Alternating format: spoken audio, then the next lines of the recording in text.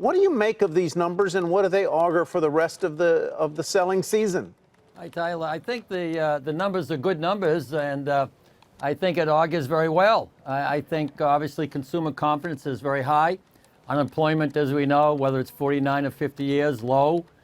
People are feeling good about things. There was a terrific break in the weather, maybe not in Chicago over the weekend, but certainly in the Northeast. The weather was extremely cold. And I think that just from the people I've spoken to today and some of the companies I'm involved with, from being associated with them or boards or whatever, the business across the board was extremely good.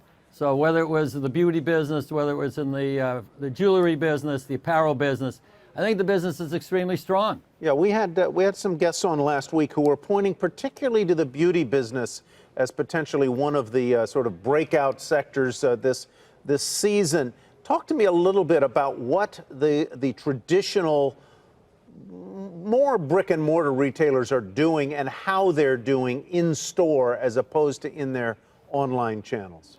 Well, I think you can see the store numbers. You have to extrapolate them because if you take Nordstrom's last week or a week and a half ago, when they reported what their numbers were, they reported they were up 30% in the online business, and that's 20%, and that's 30% of their business, so that's 6 basis points. They were up 5.8 in the outlet business, the rack.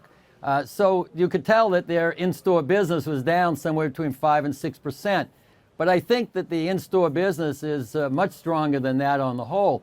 You have to take a look at TJX last week. It baffles me how the market looks at that, but those were incredible numbers on a volume of that size, picking up 7% comp.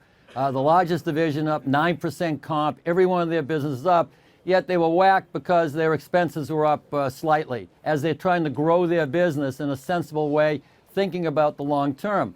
So I think the in-store businesses there, Home Depot, Walmart, Target, I think those businesses are very good, and I think they're going to stay strong. I think that there's an interesting thing going on.